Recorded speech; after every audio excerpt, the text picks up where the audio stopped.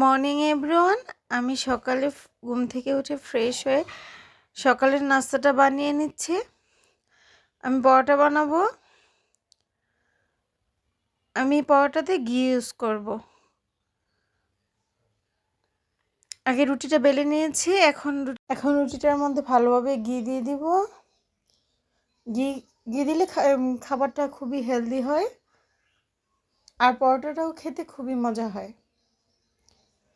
আমি ভালোভাবে রুটির সাথে ঘিটা মিক্সড করে দিব।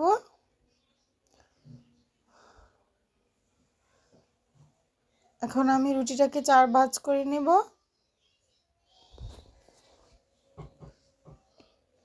এভাবে 4 ভাঁজ করে পরোটা খেতে খুবই মজা হয়।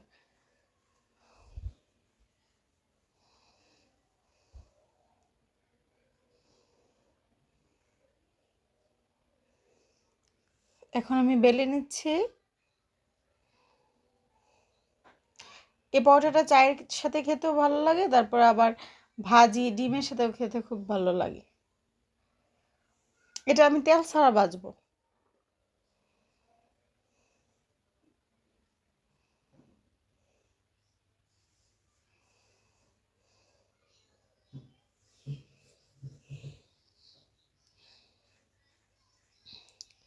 আমার বেলা প্রায় শেষের পর্যায়ে। এমন করে সবগুলা পরোটা আমি বেলে নেব।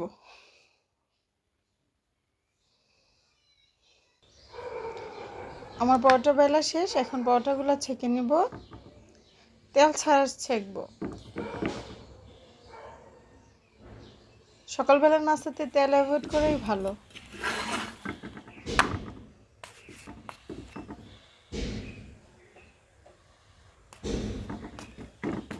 তারপর নাস্তা শেষ করে একটু ছাদে গেলাম।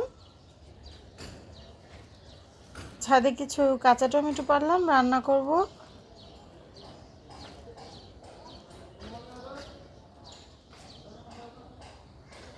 টমেটোগুলো দেখতে কিন্তু খুবই সুন্দর।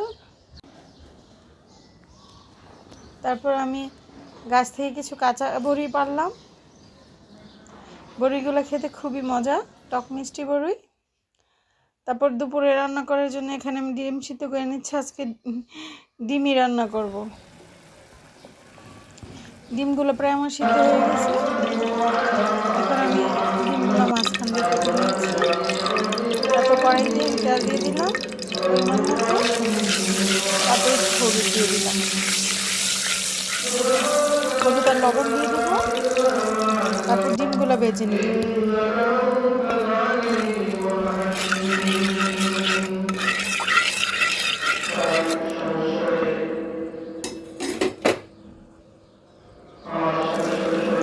এখন আমি এক একটা ডিমগুলো দিয়ে দিব।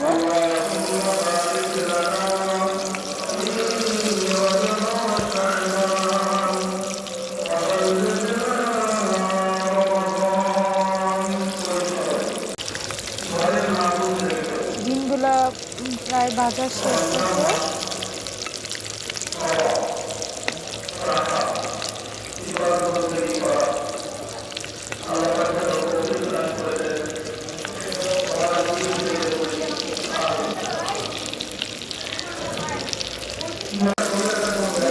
ডিমগুলো রান্না করার জন্য আমি এখানে পেঁয়াজ দিয়ে দিলাম পরিমাণ মতো। ডিমের তেলেতেই পেঁয়াজগুলো দিয়ে দিলাম।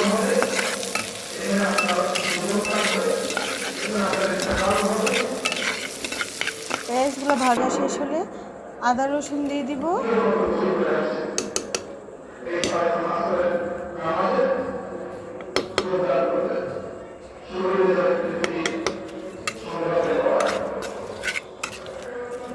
পেঁয়াজের সাথে ভালোভাবে কষিয়ে নেব মশলাটা। পরিমাণ মতো হলুদ গুঁড়ো মরিচের গুঁড়ো দিয়ে দিতে হবে।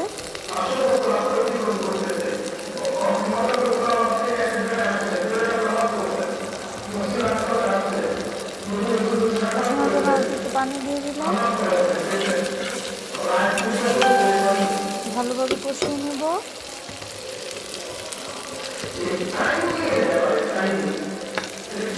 মশলাটা কষানো হয়ে গেলে আমি এখানে হলুদ গুঁড়ো দিয়ে দেবো।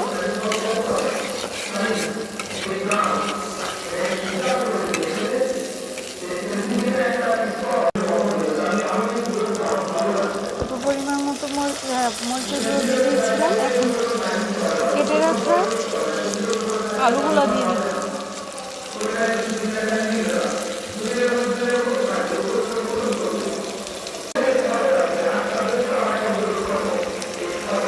তারপর মটরশুঁটি দিয়ে দিব। মটরশুঁটি দিলে খাবারটা হেলদি হয়, আবার খেতে খুবই মজা হয়।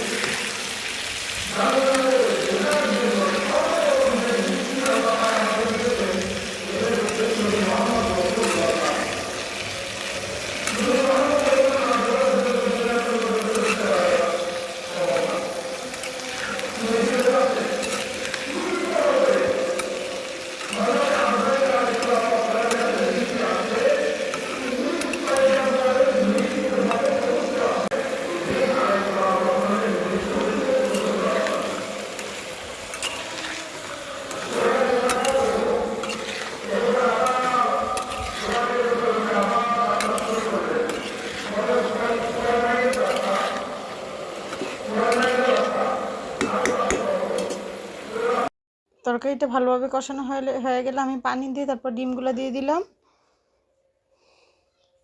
ঢেকে দেওয়াতে কালারটা একটু ব্ল্যাক হয়ে গেছে, কিছু মনে করবেন না।